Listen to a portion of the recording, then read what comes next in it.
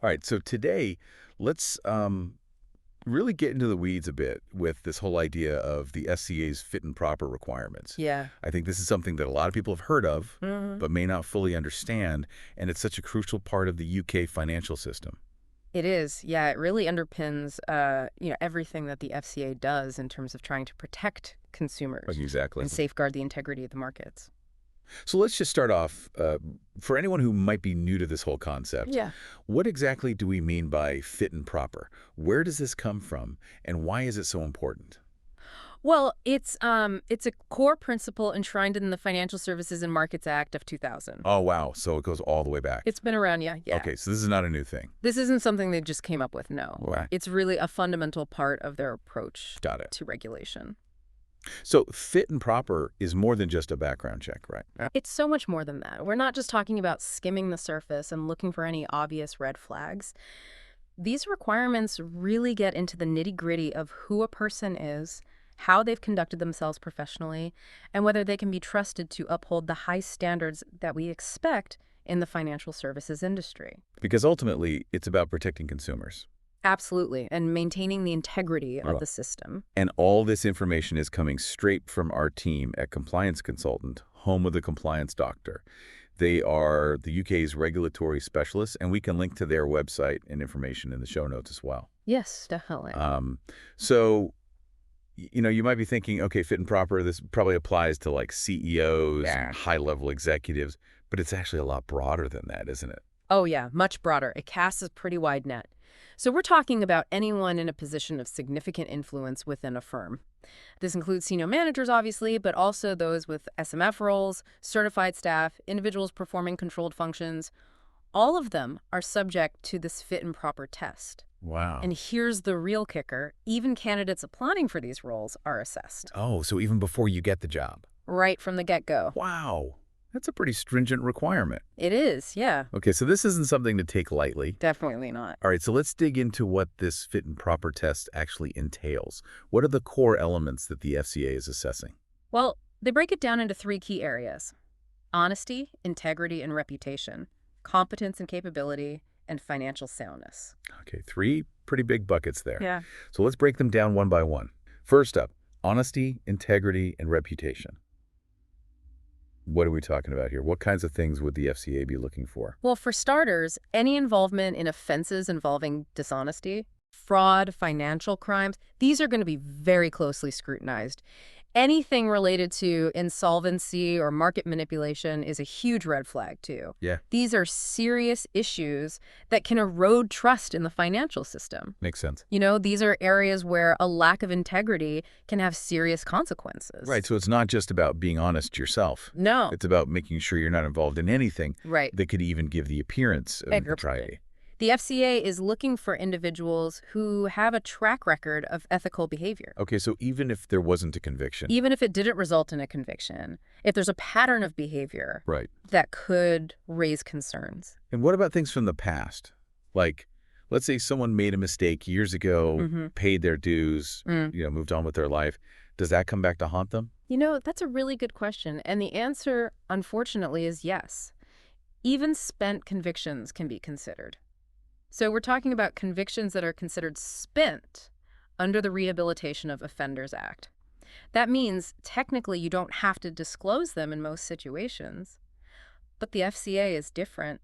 Oh, wow. They want the full picture, even if it's from your distant past. So they're really digging deep. They are. They want to understand who you are at your core, whether those past mistakes genuinely reflect who you are today. I see. So they're not just looking for a reason to disqualify someone. No, it's more nuanced than that. Right. It's about assessing the whole person, their journey, and whether those past events pose a risk to the integrity of the financial system. Got it. So transparency is key here. Absolutely. The more upfront and honest individuals are, the Uh-huh. better the process will go for everyone involved. And I imagine the compliance consultant can help people navigate all of this. Oh, absolutely. We guide individuals through the process, making sure they understand the requirements and what they need to disclose. Excellent. And of course, we'll have all their contact information and links in the show notes so you can reach out to them directly if you need assistance. Yes, definitely. Okay, so we've talked about honesty, integrity, reputation, and how even past events can come into play. Now let's move on to the second element: competence And capability. What does that entail? It's not just about having the right qualifications on paper. It's about being able to actually do the job effectively and responsibly. Right, so it's about experience, skills, knowledge. All of that, yeah. The FCA wants to see evidence that individuals can apply their knowledge and skills in real-world situations. Okay, so how do they assess that? Well, they look at your track record, your Mhm. experience, Mm. performance reviews, and they might even speak to former colleagues or clients to get a more well-rounded view. So it's not just about what's on your CV. No, it's about your actual performance. Right. How you handle pressure, your decision-making skills, all of that. So it's really about demonstrating competence in action. Okay, so that's honesty, integrity, reputation, and competence in capability. Now, onto the third element. Financial soundness. What does that involve? It's about making sure that individuals handling financial matters are themselves financially responsible and stable. So are we just talking about credit scores here? Or is there more to it than that? It's a bit more nuanced than just a credit score. The FCA is looking for any financial red flags that might suggest a risk of irresponsible behavior or poor judgment. So things like bankruptcy, outstanding debts. Those would certainly raise concerns. They also look at things like any arrangements with creditors, county court judgments, anything that suggests a pattern of financial mismanagement. So again, it's not just about a single event. No, it's about the bigger picture, Right. the overall pattern of behavior. And I imagine this is an area where people might get tripped up without even realizing it. Oh, absolutely. People might think, oh, that was years ago, it's not relevant anymore. But the FCA takes a long view. They want to see that those past issues have been addressed responsibly and that there's no ongoing risk. So once again, transparency is crucial. Yes, it's always better to be upfront about any past financial difficulties Right. and demonstrate how you've learned from them. And of course, if anyone has questions about any of this, or they're not sure whether something might be relevant, compliance consultant can provide that expert guidance. Exactly. We help individuals and firms navigate these complexities and ensure they're meeting the FCA's expectations. Excellent. And remember, they have a special offer right now. Yes. For 2025, our silver anniversary, we're offering a massive 25% discount Wow, that's a great deal. and incredible bonuses starting at $9,999. Fantastic. So we've covered the three core elements of the FCA's fit and proper test. Now let's delve into how these assessments are actually carried out in practice. All right, let's get into the nuts and bolts of it. So we've talked about those three core areas: honesty and integrity, competence, and financial soundness.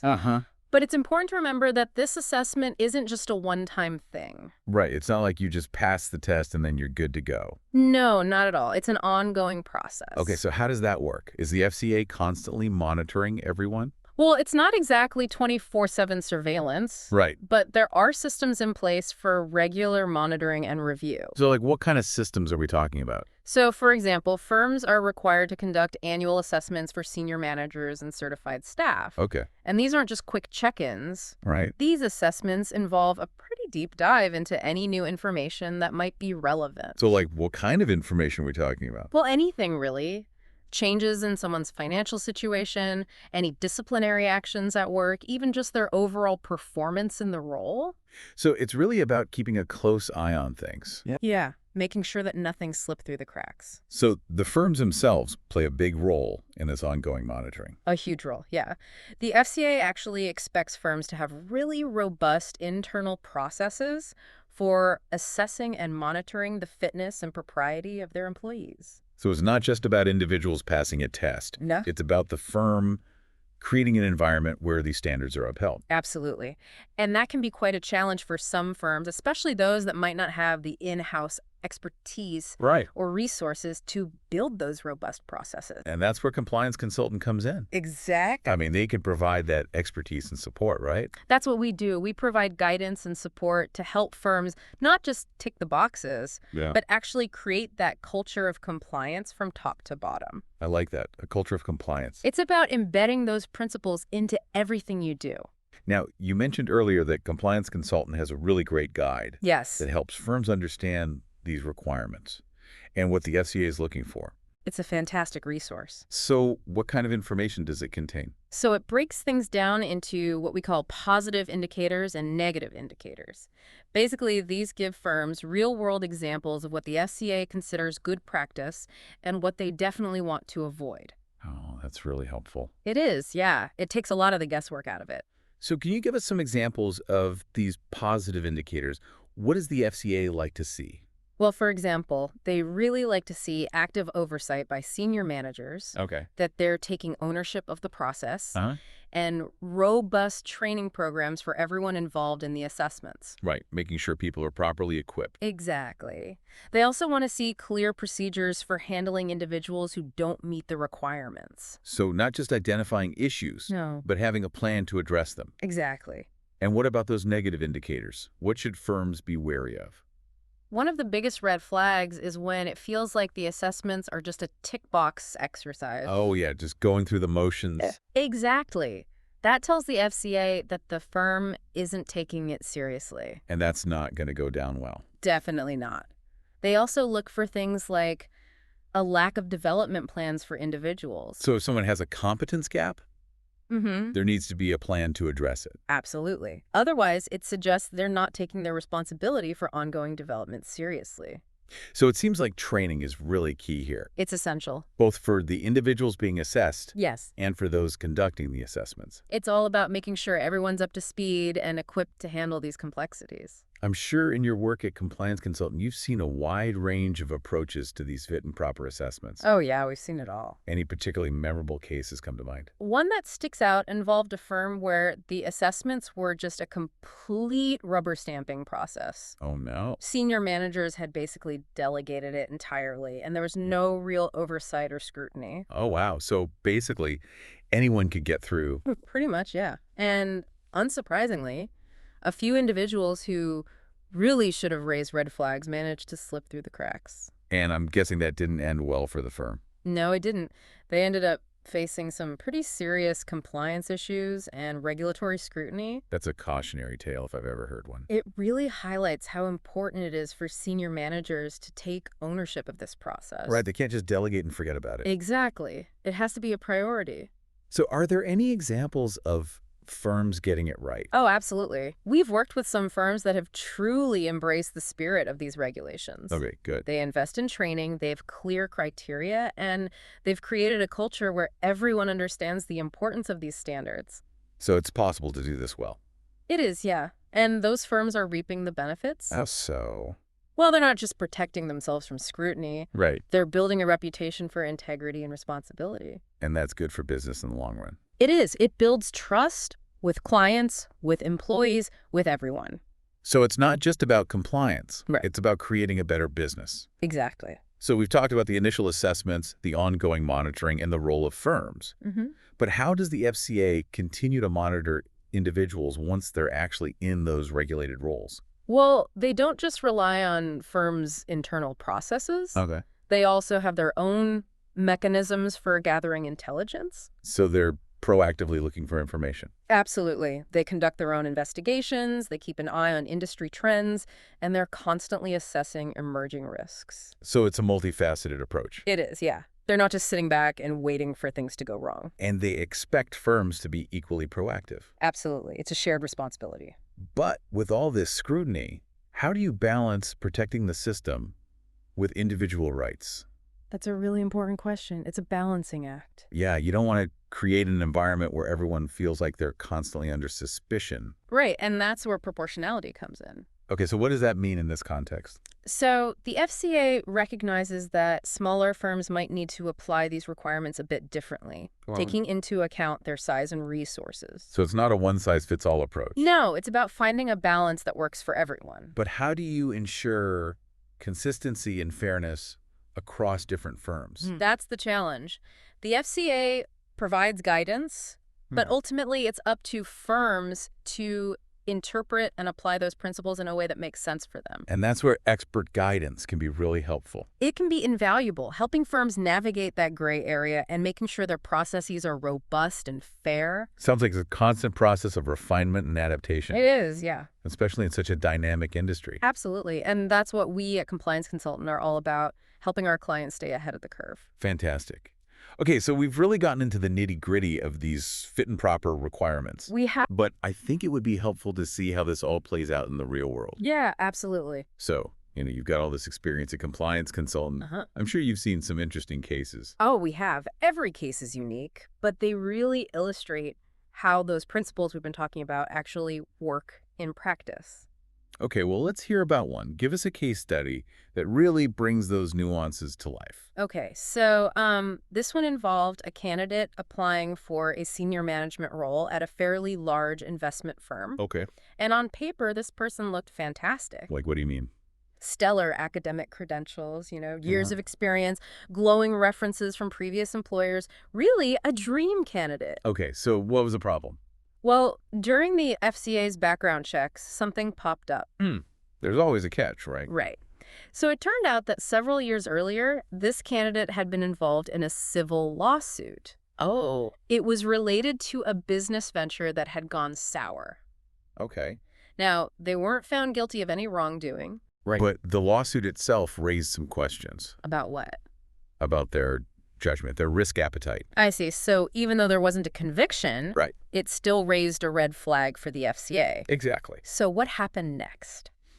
Well, the FCA did what they do best. And that is? They dug deeper. They interviewed the candidate. They reviewed court documents. They even talked to some people who were involved in that lawsuit. Wow, they really do their homework. They do. And they wanted to understand the whole picture. So what did they find out? Well, they found that while the candidate had definitely made some questionable decisions, Okay. they had also learned from that experience. Yeah. There was genuine remorse, Okay. and they had taken steps to make sure it wouldn't happen again. So it wasn't just about the event itself. Right. It was about how they responded to it. Exactly.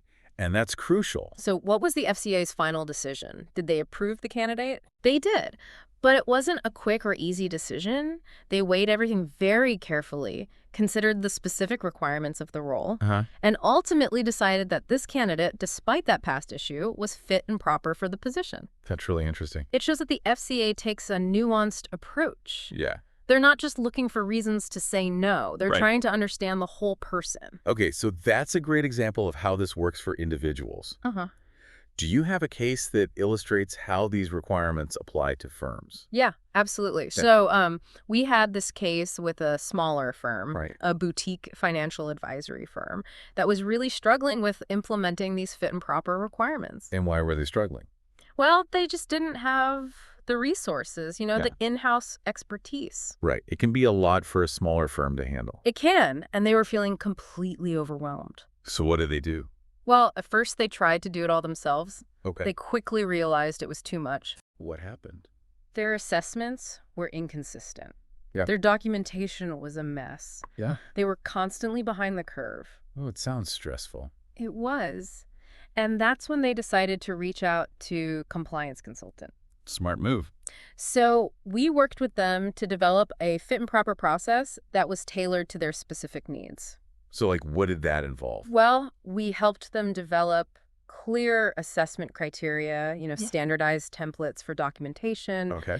And most importantly, we trained their staff on all the nuances of the regulations. I see. And we made sure they had ongoing support. So they knew they weren't alone.